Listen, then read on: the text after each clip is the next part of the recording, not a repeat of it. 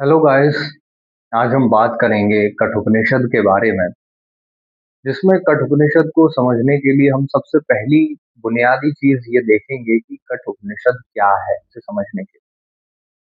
लेकिन कठोपनिषद क्या है, अगर हम सीधा समझने की कोशिश करेंगे तो हम बड़े ही डायलेमा में रहेंगे, क्योंकि हम बड़ी कंफ्यूजन की स्टेट में उसे समझने की कोशिश करेंगे। तो क्या है, समझने से पहले हम ये समझने की कोशिश करते हैं कि पहले जो फंडामेंटल क्वेश्चन आपके माइंड में आ रहा हो कि हमें कठोपनिषद पढ़ने की ज़रूरत ही क्या है? हम क्यों पढ़ें? इसे पढ़ने से क्या चेंज हो जाएगा? इसकी ज़रूरत क्या है? मेरी जो लाइफ है, पर्सनल लाइफ है, प्रोफेशनल लाइफ है, अगर इसमें कुछ चेंज नहीं होता, कुछ बेटर नहीं होता और मैं इस कठोपनिषद को अपनी रेगुलर लाइफ से, मॉडर्न लाइफ़स्टाइल से अगर कुछ रेलेवेंट ही नहीं निकल पाता, तो मैं कठोपनिषद को क्यों पढूँ? तो उसके लिए मैं ये कहूँगा कि सबसे पहले हम इसी को लेते हैं, क्यों पढ़ें? तो उसके लिए मैं मैक्स मुलर का एक कोट देना चाहूंगा कि मैक्स मुलर एक वेस्टर्न फिलोसोफर थे। तो उन्होंने बहुत सारी सीरीज ऑफ बुक्स लिखी थी, sacred books of the east. तो वो लिखते वक्त मैक्स मुलर ने ये कहा था कि इस पूरी दुनिया में अगर कोई सबसे हाईएस्ट थॉट है, हाईएस्ट स्पिरिचुअल या फिलोसॉफिकल थॉट है जिससे गहरा आगे कुछ सोचा ही नहीं जा सकता, तो उन्होंने कहा वो सिर्फ उपनिषद हैं। तो उसी उपनिषद की सीरीज में हम आज कठ उपनिषद की बात कर रहे हैं। तो सबसे पहले देखें रेलेवेंस क्या है। तो रेलेवेंस ये है कि हम अपनी डेली लाइफ में देखते हैं, हम सुबह उठते हैं, अखबार खोलते हैं, या फिर हम मोस्टली अखबार को हम कम रिलेट कर पाएंगे, हम ज्यादा रील्स को रिलेट कर पाएंगे। कि मैं और आप डेली लाइफ में यूट्यूब पर या इंस्टाग्राम पर या सोशल मीडिया से कनेक्ट रहते हैं, तो हम बहुत सारी प्रॉब्लम फेस करते हैं। हम देखते हैं कि हमारी पर्सनल लाइफ में बहुत सारी प्रॉब्लम्स आ रही हैं, हमारी प्रोफेशनल लाइफ में बहुत सारी अलग अलग प्रॉब्लम्स आ रही हैं। फिर हम समझने की कोशिश करते हैं क्या जो पर्सनल लाइफ की प्रॉब्लम है और जो प्रोफेशनल लाइफ की प्रॉब्लम है, क्या ये डिफरेंट है?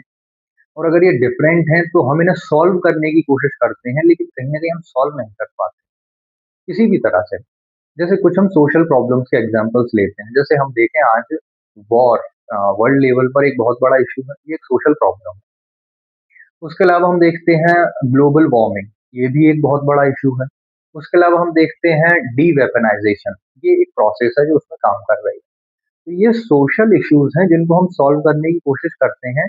लेकिन बात ये है कि इन पर जब हम बात करते हैं या इन्हें सॉल्व करने की कोशिश करते हैं, तो मैं और आप कंफ्यूज्ड रहते हैं।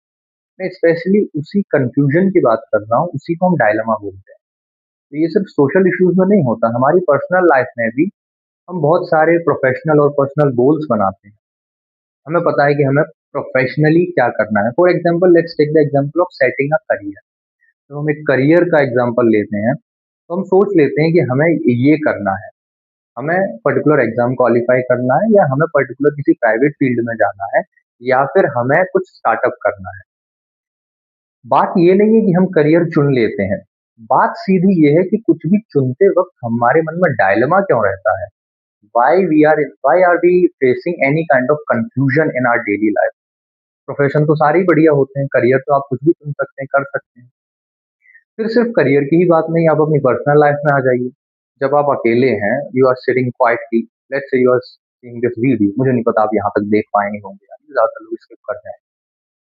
तो अब कंटिन्यूअसली एक थॉट प्रोसेस चल रही है, स्प्लिट ऑफ सेकंड्स में बहुत सारे थॉट्स आ रहे हैं, जा रहे हैं। तो अब पर्सनल लाइफ में भी हम जब कुछ नहीं भी कर रहे हैं, we are still facing dilemma, हम तब भी परेशान हैं।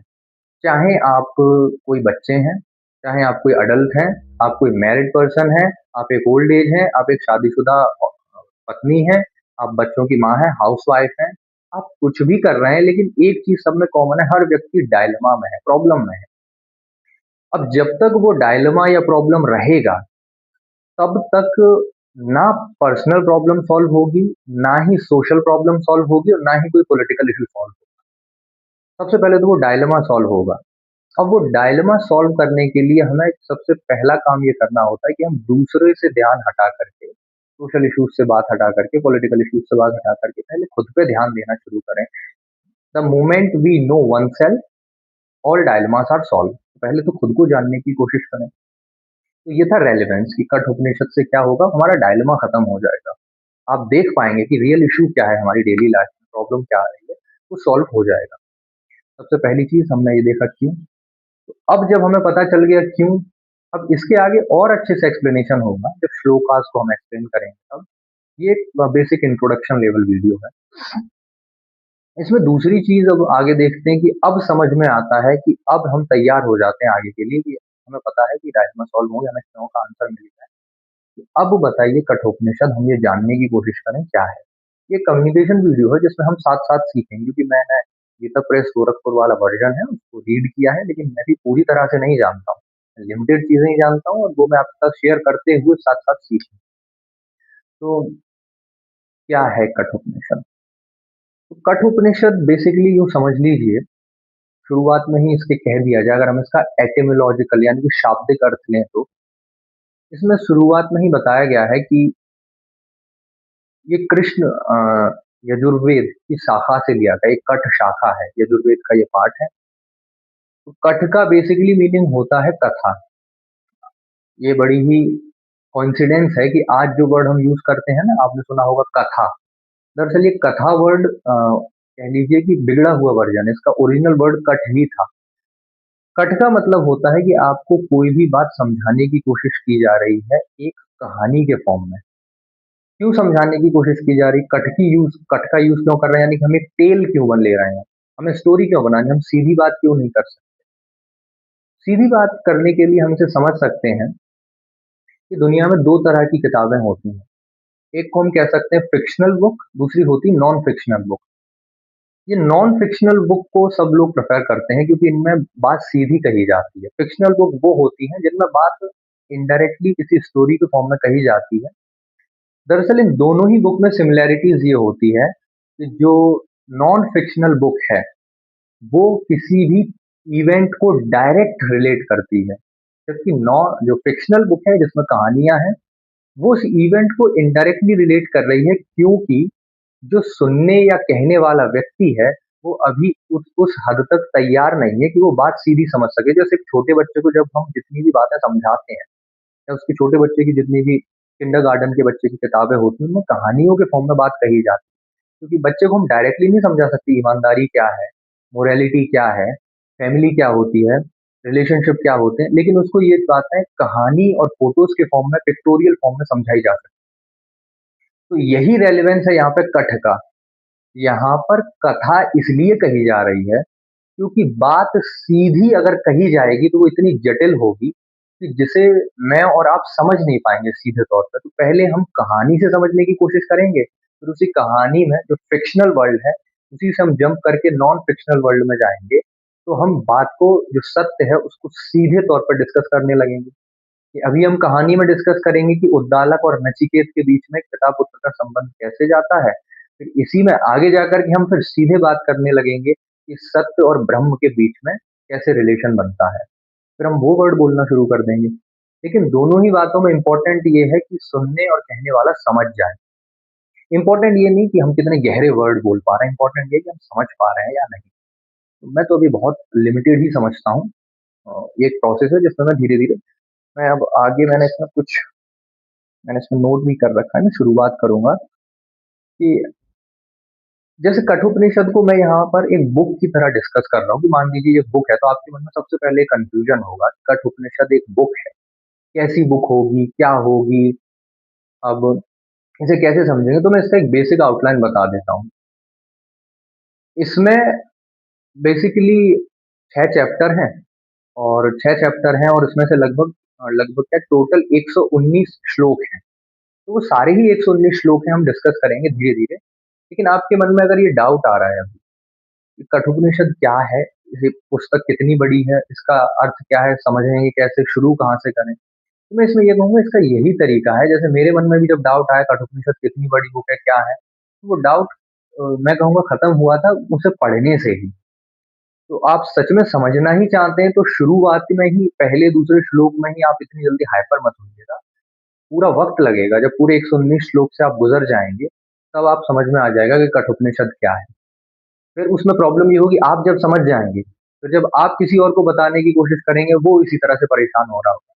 तो आप समझ सकते हैं इस वक्त मेरी क्या हालत हो रही होगी। तो मैंने कुछ लिख रखा है, मैं लेता हूँ क्योंकि मैं सब याद नहीं कर सकता। तो इसमें शुरुआत से ही शुरू करते हैं कि उन 119 श्लोक तो हैं ही मेन, लेकिन उससे पहले और उसके बाद भी जो पूरा फंडामेंटल स्ट्रक्चर है वो भी हम डिस्कस करेंगे कठोपनिषद। तो कठोपनिषद की कहानी को जब मैं देखता हूँ तो सबसे पहले जब मैंने पेज खोला, एक उसमें उपसंहार था, सॉरी, एक परिचय था, इंट्रोडक्शन था। उस इंट्रोडक्शन में बताया गया कि ये कृष्ण यजुर्वेद की कठ शाखा से लिया गया है। उसमें शुरुआत में ही एक बात बहुत अच्छे से लिखी गई कि इसका उद्देश्य है ब्रह्म विद्या को समझाना। ब्रह्म विद्या को मैं समझाने से बताना चाहता हूँ कि दो वर्ड होते हैं, एक विद्या और एक अविद्या। दोनों ही नॉलेज होती हैं, बस अंतर इतना होता है, अविद्या का मतलब वो नॉलेज होती है जो हमें और बर्डन क्रिएट करती है, यानी कि हमारे ऊपर और बोझ बढ़ाती है। जैसे फॉर एग्जाम्पल मैं कोई स्किल सीखता हूँ, मैंने कोई इंजीनियरिंग स्किल सीख ली, मैंने आईटीआई का कोर्स कर लिया, मैंने सीख लिया कि कारपेंटरी करके एक टेबल कैसे बनाते हैं, या फिर मैंने सीख लिया कि ये शर्ट कैसे बनाई जाती है, या फिर एक बिल्डिंग कैसे बनाई जाती है, या कंप्यूटर की नॉलेज मैंने सीखी। नॉलेज ये भी है, बस इस नॉलेज के साथ ये है कि ये जितनी नॉलेज मैं इकट्ठी करूंगा, ये मेरे माइंड पर एक बर्डन क्रिएट करेगी, क्योंकि मुझे डर रहेगा कि ये नॉलेज मैं सीख तो रहा हूँ, इससे मैं कुछ प्रोड्यूस भी कर रहा हूँ, लेकिन मैं ये भूल जाऊंगा, तो ये मुझे बांधती है। तो ये कहा जा सकता है अविद्या का मतलब वो ज्ञान जो हमें बांधता है, हमारे ऊपर बोझ डालता है। काम जरूर आता है, ये नहीं कहा जा सकता विद्या की नॉलेज बेकार है, नहीं, वो भी काम आता है। विद्या का मतलब होती है वो नॉलेज जो हमें हल्का करती है, जिससे हमने, इसका मतलब हुआ हल्का करने से मतलब हुआ कि पहले से ही जो हमने बहुत सारी चीजें सीखी हुई हैं, हम इन्हें धीरे धीरे भूलना शुरू करते हैं, एक डी लर्निंग की प्रोसेस। तो ये हुआ, तो इसमें शुरुआत में ही कहा गया कि ये ब्रह्म विद्या के बारे में बताती है। इसका मतलब ये हुआ कि इसमें आगे कहानी में जो पात्र मिलेंगे उसमें आपको नाम मिलेंगे, उद्दालक हुए, उनके पुत्र नचिकेत हुए, और यम के बीच इस तरह से यम और नचिकेत के बीच संवाद चल रहा है। तो ब्रह्म विद्या का अर्थ यहाँ पर यही हुआ कि हम इसकी शुरुआत जरूर एक फिक्शनल बुक की तरह कर रहे हैं जिसमें कहानी है, पात्र है, लेकिन आप इन फिक्शन को सीरियसली मत लेना। सिर्फ उन फिक्शन के पीछे जो सिंबल्स दिए जा रहे हैं, जो नॉन फिक्शनल विद्या है, नॉलेज है, जो रियल नॉलेज है, आप उसके सिंबल को समझना, जो आपको फ्री करेगी। बल्कि इसको ज्यादा सीरियसली लेकर के और बर्डन मत क्रिएट कर लेना कि इसे और याद कर लिया जाए, या इसे और ज्यादा ज्ञान ले लिया जाए तो और दूसरों को हम बताएं तो हम थोड़ा सा अपना बोस्ट कर सकें। वो मत करना, वो गलती हो जाएगी। क्योंकि जो फिक्शनल कैरेक्टर्स हैं ये तो आपस में कंट्रास्ट करेंगे, ये जो बात कह रहे हैं, या इनके बीच में एक मोरल ऑर्डर आई जाता है, मोरल इशू आई जाता है, तो उसमें मत पड़िएगा। जैसा कि एक एग्जाम्पल के थ्रू मैं बताऊं, जैसे रामचरितमानस को जब हम पढ़ते हैं तो बहुत कम लोग होते हैं जो ये समझने की कोशिश करते हैं कि जब राम वनवास जाते हैं तो उसके पीछे एक सिंबॉलिक मीनिंग, को समझाने की कोशिश कर रहे हैं। बल्कि ज्यादातर लोग इस बात में, इस बहस में पड़ जाते हैं कि राम का वनवास जाना या सीता को घर से निकालना, ये सारे जो इवेंट हैं, ये सही है या गलत। तो वो उसके पीछे की हिडन मीनिंग नहीं समझ पाते, वो उसके उस कहानी में ही नुक्स निकालने लगते, कहते हैं कि एक चश्मा हमने लगाया है, हम बस कमी निकालने के लिए पढ़ते हैं, तो वो ना हो। तो उसमें कहा गया ब्रह्म विद्या, यानी कि हम फ्री हो सकें जिस चीज को हम पढ़ रहे हैं, जिस चीज को हम समझ रहे हैं, ना कि हम उसमें और कहानी में खो जाएं। अब जब वो कहते हैं उसमें वो ब्रह्म विद्या है, तो अब उस ब्रह्म विद्या को जब हम समझना शुरू करते हैं तो उसमें हम देखते हैं कि किस तरह से हम उसको फ्री कर सकें। फिर उसमें मैं जब आगे बढ़ा तो मैंने देखा कि जब शुरू ही करते हैं बिल्कुल उस श्लोक को, तो एक, हर इंडिया में हम देखते हैं कि किसी भी रिलीजियस या स्पिरिचुअल टेक्स्ट को आप अगर पढ़ें तो उसकी शुरुआत ओम से होती है। तो इसमें भी ओम था। तो शुरू करने से पहले, इससे पहले हम श्लोक पर पहुंचे, हम उस ओम का मीनिंग भी समझ लेना चाहिए हमें। मैंने बहुत ही लिमिटेड समझा है जो कि मैं आपके साथ शेयर कर रहा हूँ। तो ओम दरअसल एक बहुत ही ज्यादा सिंबॉलिक मीनिंग होता है। दरअसल इस ओम का जो असली मीनिंग है वो एक दूसरे उपनिषद जिसका नाम है ये ईशावास्य उपनिषद। ईश उपनिषद में इस ओम को बहुत अच्छे से बताया गया है। या फिर जो जगतगुरु आदि शंकराचार्य हैं उनका निर्वाण षटकम पूरा ओम के ही ऊपर है, मनोबुद्धि अहंकार चित्तानी नाम, तो उसमें ओम को बहुत अच्छे से बताया गया। लेकिन यहाँ पर हम सिर्फ संक्षिप्त वर्जन है इसका, एकदम हिडन। वो ये है कि ओम जो सिंबल है, ये बस हमें बताने की कोशिश करता है कि हम कैसे टेक्स्ट या जो फॉर्म है इसके बियॉन्ड फॉर्मलेसनेस की तरफ जा सके। तो ये बस एक सिंबल होता है, स्टेट ऑफ कॉन्शियसनेस को बताता है। ओम दरअसल अपने आप में चार कैरेक्टर होल्ड करता है। सबसे पहला ए, यानी कि आ, दूसरा कैरेक्टर होता है ऊ, तीसरा होता है और चौथा कैरेक्टर होता है साइलेंस। तो ये आ, ऊ, ऐसे जाते हैं। तो इसमें अ का मतलब होता है, ये फोर स्टेट ऑफ कॉन्शियसनेस। आ बताता है जागृति, कॉन्शियसनेस जब जागृति की अवस्था में होती है उसे हम कहते हैं आ। तो अब कहा जाता है ये जागृति से जब और आगे बढ़ती है तो ऊ की स्टेट आती है कॉन्शियसनेस। वो होती है स्वप्न अवस्था, जिसमें हम जब जाग रहे हैं, अभी मैं जितना परेशान हूँ या अभी मैं दुनिया को जितना जानता हूँ, जब मैं सपने की दुनिया में होता हूँ, मैं ड्रीम देख रहा हूँ रात के वक्त कभी भी, तो कम से कम उस दुनिया में कॉन्फ्लिक्ट और डायलेमा कम होता है। मैं जो भी हो कम से कम डिसॉल्व हो जाता हूँ, वो अच्छा या बुरा जो भी हो। तो वो ऊ की अवस्था में जो कॉन्शियसनेस होती है वो मेरी थोड़ी और बेहतर होती है और ज्यादा स्टेबल होती है।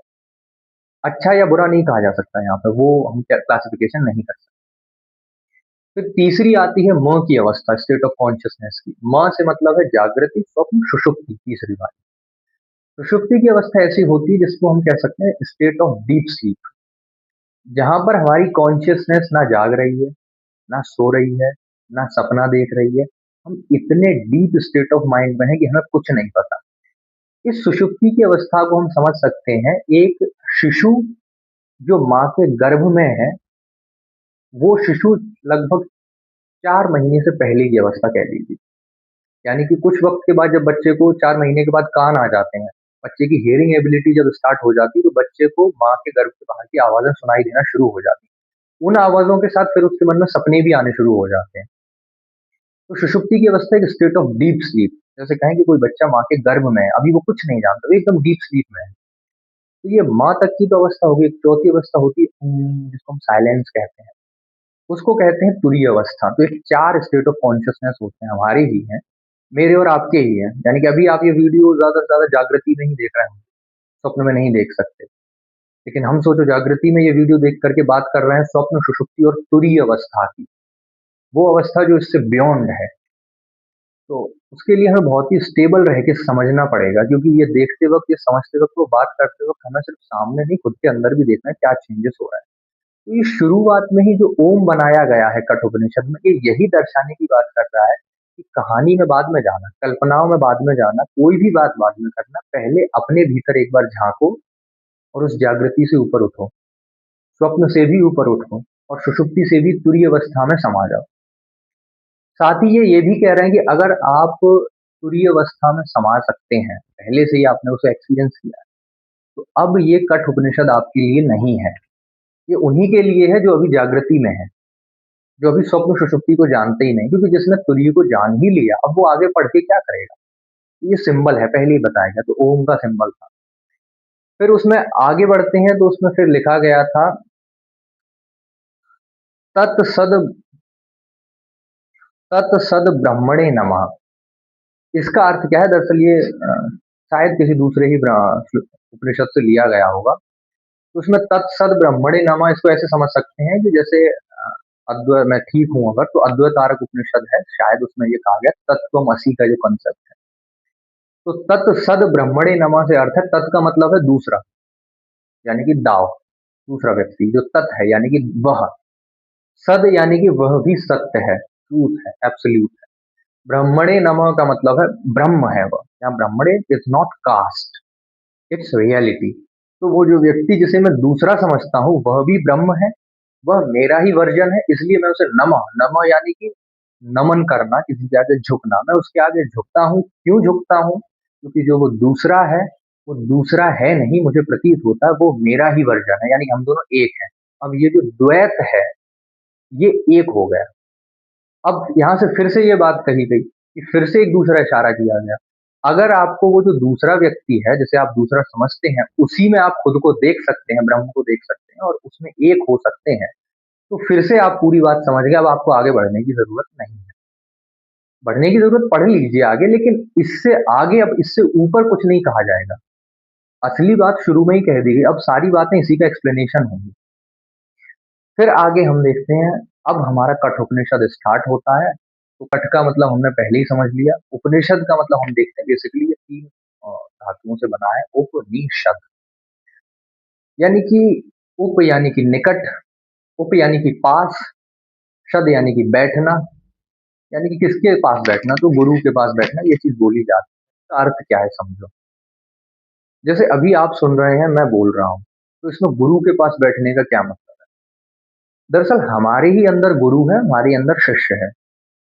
तो अभी बातचीत के वक़्त आप अगर देख सकें कि आप ही की कोई प्रॉब्लम है और वो प्रॉब्लम का सॉल्यूशन भी आप ही के अंदर से आ जाता है। तो आप ही के भीतर का यदि शिष्य आपके गुरु को पहचान सके, तो आप ही उस स्टेट में बैठे हैं कि आप अपनी प्रॉब्लम खुद सॉल्व कर सकते हैं, उसे कहते हैं गुरु के पास बैठना।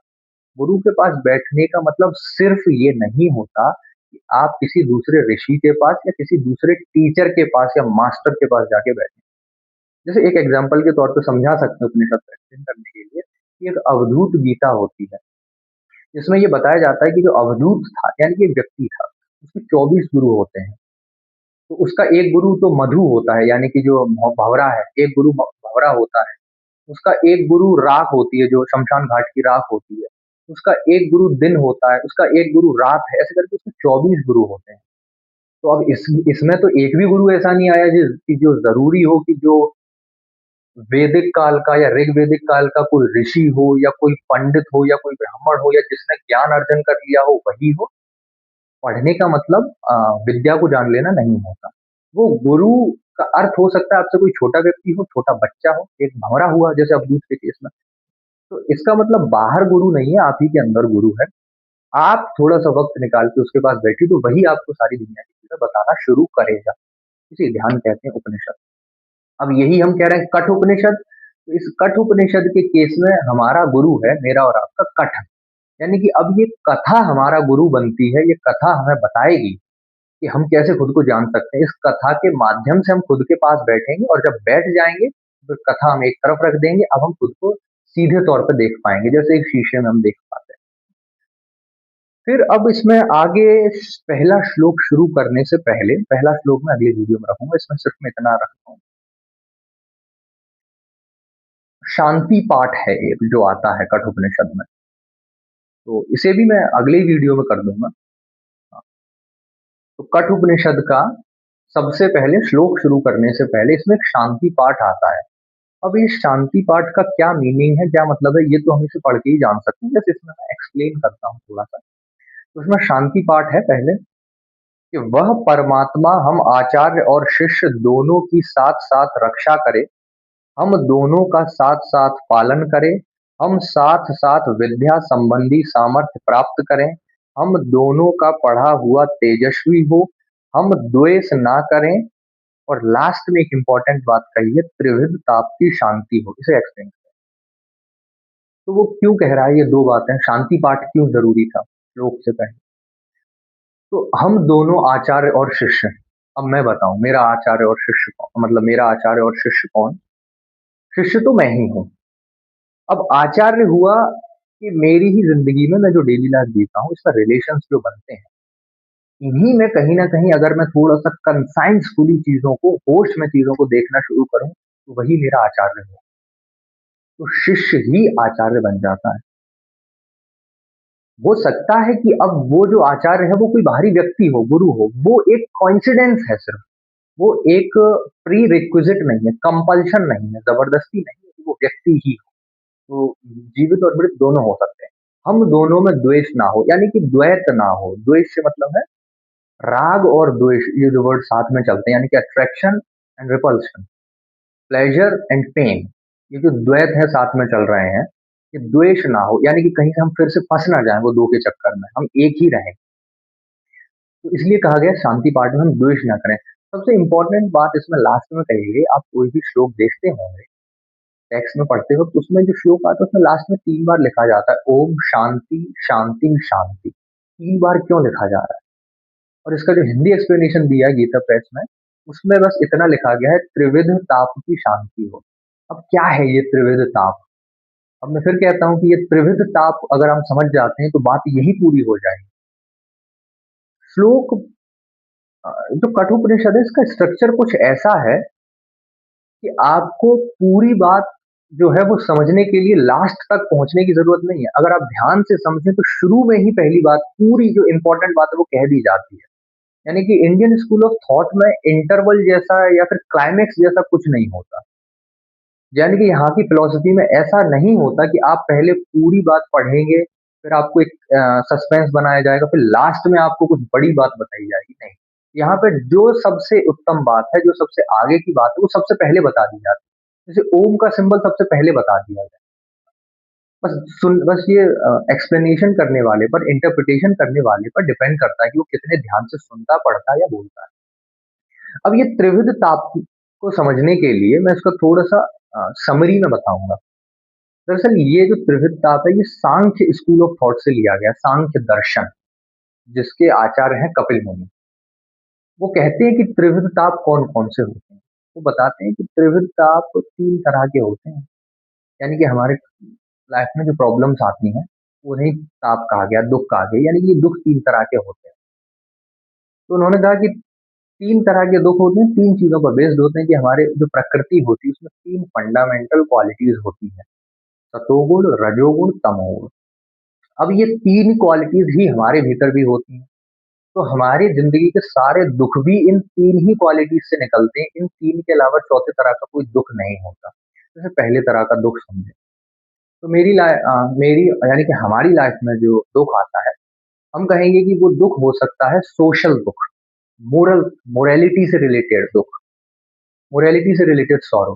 कैसी सॉरो हो सकती है? वो ये हो सकती है कि हम देख रहे हैं कि दुनिया में युद्ध चल रहा है, सैकड़ों लोग मर रहे हैं, कहीं किसी चोरी हो गई, किसी बच्चे ने अपने माता पिता को घर से बाहर निकाल दिया, तो हमें बहुत दुख हुआ कि ये क्या हो रहा है दुनिया में। हम देख रहे हैं कि अब दुनिया में व्यभिचार बढ़ता जा रहा है, तो हमें बड़ी पीड़ा होती है कि इस दुनिया में क्या हो रहा है, ये बुद्ध की धरती है, ये शंकर की धरती है, ये विवेकानंद की धरती है।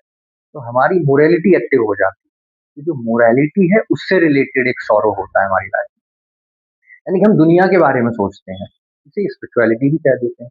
यानी कि spirituality is nothing but in the Sankhya philosophy it is another kind of sorrow. तो अध्यात्म भी एक वक्त के बाद छोड़ देना होता है, वरना वो दुख बन जाता है।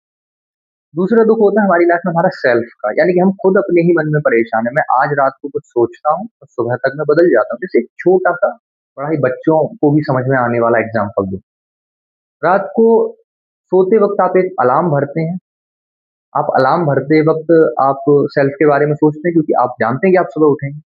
लेकिन सुबह जब अलार्म बजता है तो आप ही काट देते हैं और सो जाते हैं। अब आप ही 2 तरह के स्टेट ऑफ माइंड में कैसे हैं? इसे ही कहते हैं डायलेमा। आप सेल्फ को लेकर हैं। यानी कि आप और मैं खुद अपने बारे में ही नहीं जानते। यानी कि हम ही खुद से कहते हैं कि हम अलार्म भरेंगे और हम ही सुबह उठने पर अलार्म काट देते हैं।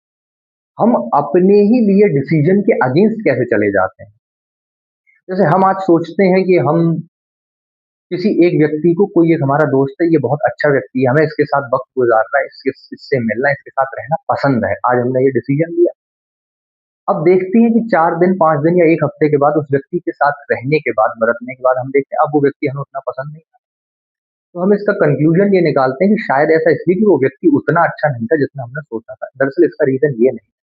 इसका रीज़न ये ज़्यादा है कि एक वक़्त पे हमने उस व्यक्ति को पसंद किया, अब दूसरे वक़्त पर हमें वो व्यक्ति नापसंद है। ऐसा इसलिए क्योंकि हमारे ही अंदर साइकोलॉजिकल चेंजेस हो गए। वो व्यक्ति हमेशा से वही था। हमें वो व्यक्ति कभी पसंद आता है, कभी वो नापसंद हो जाता है, उसका रीज़न सिर्फ़ इतना है क्योंकि हमारे ही अंदर चेंजेस होते हैं। ऐसे चेंजेस होते हैं कि हम सतोगुण से रजोगुण में जाते हैं। तो जो चीज़ आज अच्छी लग रही है, ये बात गारंटी है कि कल वो खराब लगेगी। इसके लिए उस चीज़ में कोई प्रॉब्लम नहीं है, उस व्यक्ति में कोई प्रॉब्लम नहीं। बस हमारी ही state of mind opposite, contrast behaviour करती है। इसको हम कहते हैं अपोज़िशन ऑफ द अपोज़िट्स। बस हम ही बदलने वाले हैं, ये समझ लीजिए। कि जो व्यक्ति सात्विक बात कर रहा है, जो व्यक्ति आध्यात्मिक बात कर रहा है, यही व्यक्ति बड़ी ही वल्गैरिटी से रिलेटेड बातें भी कर सकता है। इसका रीज़न ये नहीं है कि अब इस व्यक्ति की आध्यात्मिकता खत्म होगी। दरअसल वो व्यक्ति बना ही वैसा है। जो व्यक्ति आज अच्छी बात कर रहा है, वही कल बुरी बात भी करेगा, क्योंकि उसका नेचर ही ऐसा है, फंडामेंटल नेचर है। उसे चेंज नहीं किया जा सकता। बस हमें ये देखना होता है। ये हमारी सेल्फ से रिलेटेड प्रॉब्लम है। जब हम देख पाते हैं, ऑब्ज़र्व कर पाते हैं, तो हमारी ये प्रॉब्लम सॉल्व होती है, वरना कभी नहीं होती। वरना कभी हमें वो व्यक्ति अच्छा लग रहा है, कभी खराब लग रहा है, कभी फिर अच्छा लग रहा है, फिर खराब, हम इस लूप में खो जाते हैं। लेकिन अगर हम देख पाएँ तो हमें एग्ज़ैक्टली पता चल जाएगा कि चल क्या रहा है। फिर तीसरी प्रॉब्लम होती है हमारी लाइफ में फिज़िकल। सांख्य दर्शन में इसमें 3 नाम दिए गए हैं। पहला कहा गया कि अधोभौतिक समस्याएँ। यानी कि अब जैसे मेरी ना मेरे मन की समस्या है, ना मोरालिटी से रिलेटेड समस्या है बॉडी में। डायबिटीज हो गया, ब्लड प्रेशर हो गया, कहीं पर कोई बीमारी फैल गई तो अब ये चीज हो गई। दूसरा वर्ड दिया गया था आदिदैविक, यानी कि ऐसी चीजें जिन पर हमारा कोई कंट्रोल नहीं, हमारा अपने मन पर कोई कंट्रोल नहीं, मोरालिटी पर कोई कंट्रोल नहीं। कोई घटना हो गई, बाढ़ आ गई, तूफान आ गया, ने, नेचर्स डिजास्टर, तो इन पर हमारा कोई कंट्रोल नहीं, ये आदिदैविक घटना है, इसलिए मोरालिटी से रिलेटेड। तो हम अपने शरीर से दुख पैदा हो रहा है उससे परेशान है, फिर मेरे मन में दुख पैदा हो रहा है थॉट्स के फॉर्म में, पर्सनल लाइफ में, प्रोफेशनल लाइफ में, दोस्तों के साथ, फैमिली में, रिलेशंस में, स्ट्रेंजर्स के साथ, हम उस दुख से परेशान हैं। दूसरा, तीसरा, हम सोसाइटी में जब देखते हैं तो इसमें एक मोरालिटी से दुख पैदा हो रहा है, हम इन तीन दुख से बड़े परेशान हैं। और हर बार हम जिस दुख से परेशान हैं हम उसी को फाइनल समझ लेते हैं, लेकिन वो होता नहीं, हम फिर कुछ दिनों के बाद बदल जाते हैं। तो इसी को डायलेमा कह रहा है। तो अब सांख्य दर्शन की से ली गई ये फिलॉसफी कहती है कि ओम शांति शांति शांति, यानी कि ये तीनों ही दुखों की शांति होनी चाहिए, सिर्फ किसी एक की नहीं। सिर्फ आप स्पिरिचुअली शांत नहीं होने चाहिए, आप मेंटली भी शांत होने चाहिए और आप फिजिकली भी शांत होने चाहिए, हर तरह से, हर लेवल। इन तीनों को भगवत गीता में भी एक्सप्लेन किया और इसी में आगे के श्लोक में भी फिर से एक्सप्लेन करेंगे कि ये तीन है क्या, तीन दुख और किस तरह से आगे पैदा होते हैं। तो ये था आ, शांति पाठ, क्यों था, इसका क्या मतलब था। फर्स्ट श्लोक लेने जा रहा है। फर्स्ट श्लोक क्या है इसमें, तो पहला श्लोक जो शुरू करते हैं उसमें, इसमें फिर से देखो श्लोक शुरू होता है ओम उशनः वे। तो ओम तो मैं सबसे पहले एक्सप्लेन कर चुका हूँ, तो ओम आता रहेगा हर बार, पूरे इंडियन स्कूल ऑफ थॉट ओम से ही चलता है।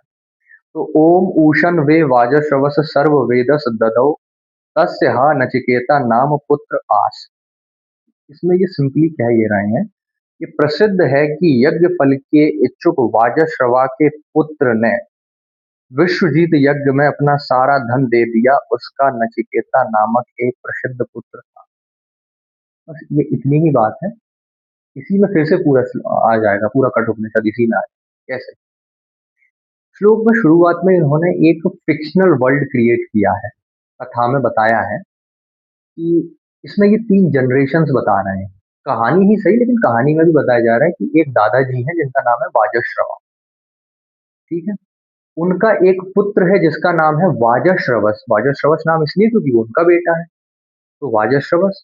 फिर वाजश्रवस का भी एक पुत्र है जिसका नाम है नचिकेत। तो अब ये तीन लोग हैं। अब ये तीनों के नाम बड़े ही सोच समझ के लिए गए हैं और इनके नाम के बहुत ही ज्यादा एक रिलेटेबल मीनिंग है।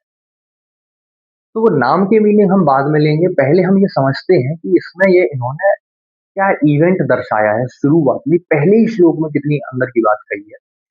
इन्होंने कहा प्रसिद्ध है कि यज्ञ फल के इच्छुक,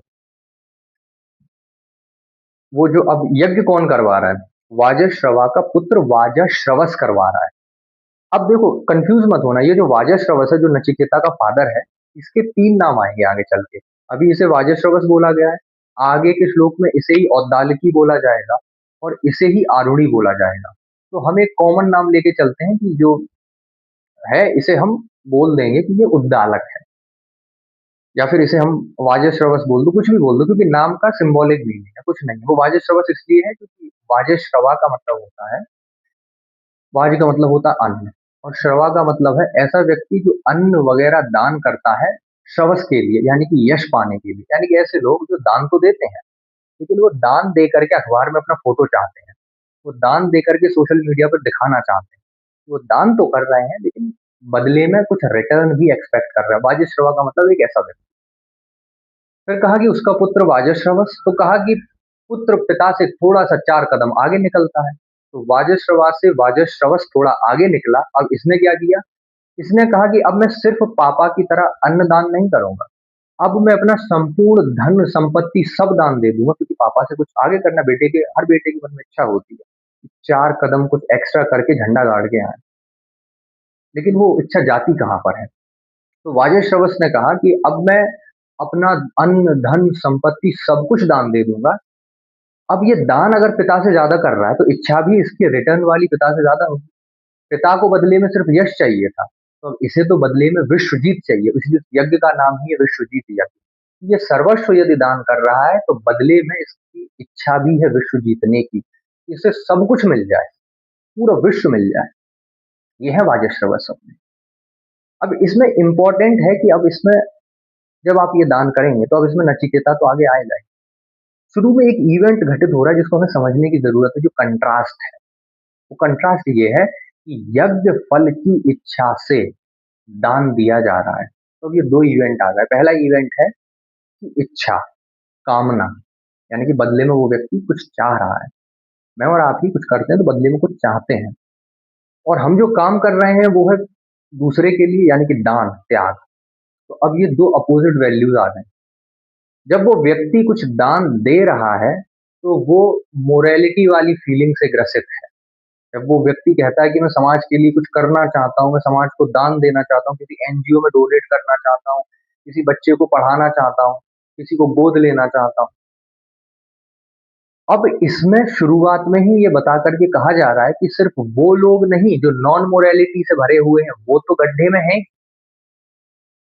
पहले ही श्लोक में ये भी बताया जा रहा है जो लोग मोरालिटी को पकड़े बैठे हैं वो लोग भी बंधन में ही है, क्योंकि ये लोगों के अंदर बस प्रॉब्लम ये है कि ये मोरालिटी से रिलेटेड कुछ करके और फिर से अंदर एक सेटिस्फेक्शन वाली फीलिंग लेना चाहते हैं, ऐसा बताया जा रहा है।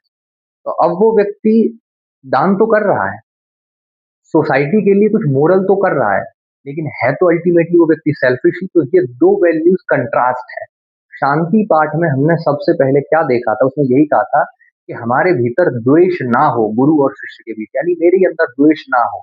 लेकिन पहले श्लोक में हमें द्वेष दिख गया, हमें द्वैत दिख गया, दो अपोजिट वैल्यूज टकरा गई। यही वो चीज है जहां हम समझ सकते हैं कि हमारी पर्सनल, प्रोफेशनल, सोशल लाइफ में प्रॉब्लम क्या है। यही प्रॉब्लम है कि हम और आप बस इस वजह से परेशान हैं कि हमें ये पता ही नहीं है कि हम जो भी गोल बना रहे हैं, जो भी काम कर रहे हैं, वो किसके लिए करें। कभी हम सोचते हैं कि हम सब कुछ खुद के लिए करें, हम रोटी कपड़ा मकान तो कमाएं लेकिन खुद के लिए, हमें दूसरे से, सोसाइटी से कोई मतलब नहीं। लेकिन हम जब सेल्फिश होकर खुद के लिए काम करना शुरू करते हैं तो हमारी ही मोरालिटी जाग जाती है।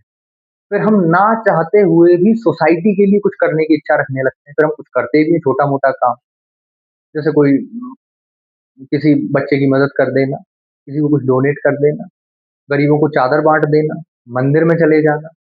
जैसे फॉर एग्जाम्पल आपने देखा नहीं है कि अमीर सेल्फिश होके जीता है, वो पैसा कमा लिया उसने, लेकिन जब वो सेल्फिश ही था तो अब वो मोरल बनने के लिए मंदिर में जाके या कहीं भी जाके दान क्यों कर रहा है? क्योंकि वो खुद को भी कंट्रोल नहीं कर पा रहा। उसने खुद को सेल्फिश जरूर माना था लेकिन वो पूरी तरह से सेल्फिश नहीं है, उसके अंदर मोरालिटी है। दूसरी तरफ वो व्यक्ति जो अपने आप को पूरी तरह से मोरलिस्ट मानता है कि मैं सिर्फ समाज के लिए जीऊंगा, दूसरे के लिए जीऊंगा, वो व्यक्ति भी ज्यादा देर तक मोरलिस्ट नहीं रह पाएगा। वो सोसाइटी के लिए कुछ करेगा, दान वगैरह, तो ये करते करते अचानक से उसका सेल्फ जाग जाएगा और वो बदले में रिटर्न एक्सपेक्ट करने लगे। जैसे रिटर्न के तौर पे हो सकता है कोई व्यक्ति जिसने सब कुछ छोड़ दिया, घर परिवार संसार बीवी बच्चे, वो सन्यासी हो गया, लेकिन फिर भी ये चांस है कि वो मोरालिटी में तो जी रहा है, सोसाइटी के लिए तो कर रहा है, लेकिन इसी के बीच होते होते हो सकता है कभी उसके मन में एक भाव आ जाए कि जो रिस्पेक्ट उसे मिल रही है उस पोजीशन पर, वो उसे अपील करने लगे। ये भी सेल्फिश फीलिंग है कि आप कुछ रिटर्न एक्सपेक्ट करते हैं।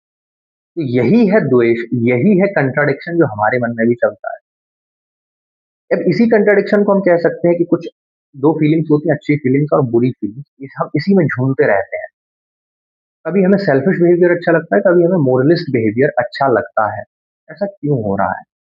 अब इसमें थोड़ा और आगे समझते हैं कि इसमें ये शुरुआत में ये कह रहे हैं कि कितने अलग अलग टाइप्स ऑफ पर्सनैलिटीज के लोग होते हैं, और वो अलग अलग पर्सनैलिटी के लोग जब कठ उपनिषद में एंटर कर रहे हैं तो वो शुरुआत में ही समझ लें कि कठ उपनिषद किसके सबसे ज्यादा काम आने वाला है। तो इसमें सबसे पहले ऋषि ये बताने की कोशिश कर रहे हैं, जितना मेरी लिमिटेड अंडरस्टैंडिंग है उसके अकॉर्डिंग मैं इंटरप्रिटेशन कर रहा हूँ। ये इंटरप्रिटेशन एब्सोल्यूट नहीं, ये गलत भी हो सकता है, क्योंकि मैंने सिर्फ एक दो बार पढ़ा है और मैं सिर्फ उसकी लिमिटेड अंडरस्टैंडिंग करता हूँ। तो अगर मैं गलत भी हो सकता हूँ तो आप बता सकते हैं। तो इसमें ऋषि शायद ये कहने की कोशिश कर रहे हैं कि जो हमारे कुछ वो लोग होते हैं जो अपनी सेल्फिश और मोरल वैल्यूज में से, यानी कि अपने स्वार्थ और परमार्थ, ये दो वर्ड बहुत इंपॉर्टेंट है, यहीं पर आ जाए, कि हमारे भीतर 2 भाव होते हैं, एक स्वार्थ का भाव, एक परमार्थ का भाव। परमार्थ तो मोरालिटी हो गई, जैसे परमार्थ का मतलब हो गया भगवान, जैसे कहा जाता है राम ब्रह्म परमार्थ रूपा, तो परमार्थ तो राम हो गए, जो सिर्फ सोसाइटी के लिए जीते, जो इतना सोसाइटी के लिए करते हैं कि उसके बाद वो सेल्फ भूल ही जाते हैं। तो मोरालिटी का मतलब हो गया, और स्वार्थ का मतलब हो गया कि अब मैं सिर्फ अपने लिए जीता हूँ, मुझे दुनिया की मदद नहीं करनी, मुझे दूसरों के लिए कुछ नहीं करना, मुझे सब अपने लिए करना है, जो जो मुझे अच्छा लगे, जिससे मुझे मजा आए। ये दूसरा भाव आ गया। अब जैसे ईस्टर्न कंट्रीज और वेस्टर्न कंट्रीज के कल्चर में एक ये डिफरेंस देखने को मिल सकता है, स्वार्थ वर्सेस परमार्थ का। यही है जो दान और कामना चल रही है, यही चल रही है। वेस्टर्न कंट्रीज में लोगों का फंडा क्लियर रहता है, मोस्टली यूरोप में, अमेरिका, कि वो इंडिविजुअलिस्टिक वैल्यूज से जीते हैं, यानी कि उनकी लाइफ का सेंटर होता है सेल्फिशनेस। मेजर लेवल पर एब्सोल्युटली कोई 100% सेल्फिश नहीं होता, वो भी अच्छे काम करते हैं सोसाइटी के लिए, इसी वजह से वो ज्यादा डेवलप है। तो वो सेल्फिश वैल्यूज से आगे बढ़ते हैं। और जो वेस्टर्न कंट्रीज हैं, हम सॉरी, जो ईस्टर्न कंट्रीज हैं हमारी, यानी कि इंडिया, एशियन कंट्रीज, हमारे अंदर परमार्थ वाला भाव ज्यादा होता है, यानी कि सोशलिस्ट और मोरलिस्ट वैल्यू ज्यादा होती है। यानी कि हम खुद के बारे में कम सोचते हैं, आसपास के लोगों के बारे में, सोसाइटी के बारे में ज्यादा सोचते हैं। तो हम परमार्थ वाले भाव में ज्यादा होते हैं, इसलिए कोई व्यक्ति इंडिया में अगर है तो ज्यादा चांसेस है कि वो सोसाइटी के बारे में पहले सोचेगा, खुद के बारे में बाहर। ये दोनों ही वैल्यू हमारे बारे में चलती है। अब इसी वजह से इंडिया में ये देखने को मिलता है कि इंडिया में ये स्लैंग बहुत कॉमन है, ये प्रोवर्ब बहुत कॉमन है कि क्या कहेंगे चार लोग। तो दरअसल ये चार लोगों का जो कंसेप्ट है, ये यही बताता है कि इंडियन सोसाइटी बेसिकली जो कल्चर है, ये परमार्थ भाव से भरा हुआ है। हम एक कलेक्टिव सोसाइटी है। अब यहाँ पर गलती हम ये ना कर दें कि जब कहा जा रहा है कि वेस्टर्न सोसाइटी स्वार्थ भाव से भरी हुई है और जो इंडियन सोसाइटी है ये परमार्थ भाव से भरी हुई है, तो दरअसल वैल्यू वैल्यू होती है, वैल्यू अच्छी या बुरी नहीं होती। हो सकता है इसका मतलब हम ये निकाल लें कि जो स्वार्थ भाव से भरे होते हैं वो लोग बुरे होते हैं, और जो इंडियंस हम लोगों की तरह परमार्थ भाव से भरे होते हैं वो अच्छे होते हैं। नहीं, कोई वैल्यू अच्छी या बुरी नहीं होती। उस वैल्यू में वो फंसा हुआ व्यक्ति अच्छा या बुरा हो सकता है। जैसे कि जो व्यक्ति ये डिसीजन ले लेगा कि वो 100% स्वार्थ के भाव से भरा हुआ है, वो सिर्फ सेल्फिश होके लाइफ जिएगा। उसे किसी की मदद नहीं करनी, कोई परमार्थ भाव नहीं करना, कोई मंदिर नहीं जाना, कोई मस्जिद नहीं जाना, किसी गरीब के बारे में नहीं सोचना, ना देश के बारे में, ना ग्रुप के बारे में, ना घर परिवार के बारे में, उसे सिर्फ अपने बारे में सोचना। उस व्यक्ति की लाइफ में डायलेमा कम होगा, वो तो सेल्फिश है, तो वो सेल्फिश होकर जिंदगी जीने निकल पड़ेगा। तो ऐसा व्यक्ति जो सेल्फिश होकर जिंदगी जी रहा है, उसकी लाइफ में डायलेमा कम होगा। उसके लिए अभी कठोपनिषद नहीं है, क्योंकि अभी तो वो सेल्फिश फीलिंग से भरा हुआ है। कठोपनिषद तो तब आएगा जब डायलेमा हो। तो अभी तो वो सेल्फिश रहेगा, जब बाद में लाइफ में डायलेमा आएगा तब वो समझेगा कि क्या है आगे की बात। तो वो व्यक्ति को भी कोई प्रॉब्लम नहीं होगी। दूसरा, वो व्यक्ति जो सिर्फ परमार्थ भाव यानी कि सिर्फ मोरलिस्ट वैल्यू चुन लेता है, वो अपनी लाइफ में भी सब कुछ छोड़ छाड़ के निकल जाएगा, सन्यासी हो जाएगा, साधु हो जाएगा, या फिर वो किसी मिशन पर निकल जाएगा, या वो सिर्फ सोसाइटी को सोशल इश्यूज के अगेंस्ट निकल जाएगा उन्हें सॉल्व करने के लिए। उसकी लाइफ में भी प्रॉब्लम नहीं है, क्योंकि वो सेल्फ के बारे में सोच ही नहीं रहा। अभी उसके में भी डायलेमा नहीं है। डायलेमा का मतलब कंफ्यूजन, यानी क्या समझ। डायलेमा या परेशानी उस व्यक्ति के जीवन में आएगी जो अभी कंफ्यूज्ड है कि मैं 4 दिन के लिए सेल्फिश हो रहा हूँ, फिर मैं 4 दिन बाद मोरलिस्ट हो रहा हूँ। मैं कभी सोचता हूँ कि मैं सेल्फिश होकर जीऊंगा, फिर मैं सेल्फिश नहीं रह पाता, फिर मैं मोरलिस्ट होकर जीने लगता हूँ। अब ये व्यक्ति को फंस गया। एक तरफ वो व्यक्ति सोशल इश्यूज को भी सॉल्व करना चाह रहा है, उसे समाज की मदद करनी है, उसे लोगों की मदद करनी है, उसे देश को आगे ले जाना है। दूसरी तरफ उसका सेल्फिश एटीट्यूड उससे खींचता है, पूछता है कि मुझे रोटी कपड़ा मकान भी कमाना है, मुझे नौकरी भी चाहिए, मुझे फैमिली को भी सपोर्ट करना है। एक तरफ उस व्यक्ति को सर्विस भी करनी है, दूसरी तरफ उस व्यक्ति को सिक्योरिटी भी चाहिए। उस व्यक्ति के लिए है कठोपनिषद। अब वो बताएगा कठोपनिषद कि आगे समस्या कैसे सुलझेगी। क्योंकि अगर आप डायलेमा में नहीं है तो आप चाहे सर्विस चुनिए चाहे सिक्योरिटी चुनिए, कोई प्रॉब्लम नहीं।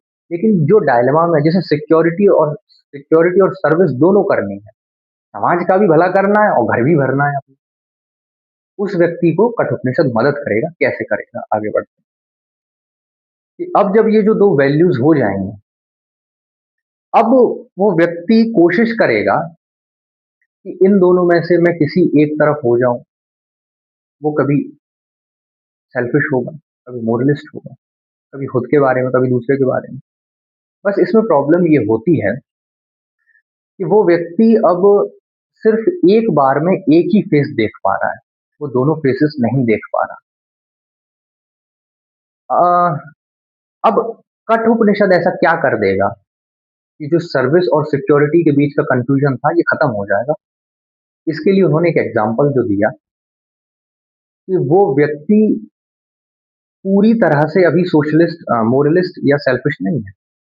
वो व्यक्ति थोड़ा सा ज्यादा मोरलिस्ट है और कम सेल्फिश है, यानी कि अभी उसकी मोरालिटी ज्यादा जाग रही है, सेल्फिशनेस कम जाग रही है, क्योंकि वो दान कर रहा है, धन दे रहा है, धन संपदा दान कर रहा है, और बदले में क्या चाह रहा है? बस विश्व जीत, बस अपने मन की थोड़ी सी इच्छा है। तो अब समस्या का समाधान है नचिकेता। नचिकेता बताते हैं आगे क्या होगा। वो बताते हैं कि जो व्यक्ति दोनों काम करना चाहेगा, दरअसल वो व्यक्ति झूठा व्यक्ति है, वो दोनों काम कर नहीं पाएगा। एक तरफ वो कामना भी रखता है, दूसरी तरफ वो दान भी कर रहा है, त्याग भी कर रहा है, यज्ञ भी कर रहा है कि मैंने सब कुछ छोड़ दिया, दूसरी तरफ उसमें कामना भी है। इसी कामना को बुद्ध डिजायर कहते हैं, और इसी यज्ञ को, इसी त्याग को ईशावास्योपनिषद में तेन त्यक्तेन भुंजीत, यानी कि सब कुछ त्याग करते हुए भगवान के लिए करो, ऐसा कहा गया है। समाधान अभी भी नहीं मिला, अभी मिलेगा आगे। समाधान ये कहता है कि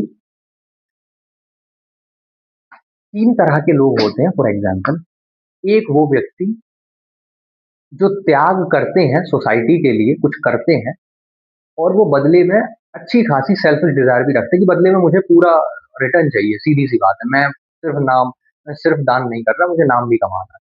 एक स्टेज ये होती है इन लोगों को कि कोई समस्या नहीं, प्रॉब्लम सॉल्व। ये वो स्टेज है जिसको हम कहेंगे अभी वाजश्रवा की स्टेज है।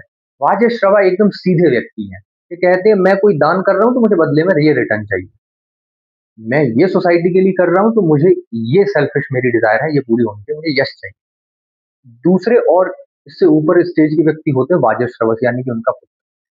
ये दान बहुत महान करते हैं, ये सिर्फ अन्न नहीं, ये सब कुछ दान कर देते हैं। लेकिन वो दान करते वक्त इनकी कामना, जो रिटर्न एक्सपेक्टेशन है, ये भी बहुत बड़ी होती है। ये कहते हैं कि हमें सब कुछ चाहिए, अब थोड़ा बहुत नहीं, सब कुछ। अभी इनका ईगो क्लैश हो रहा है, यानी कि द्वैत जो है, द्वेष जो है, अपोजिशन जो है वो टकरा रहा है। अब ये और परेशान हो रहे हैं। समस्या कहाँ आई?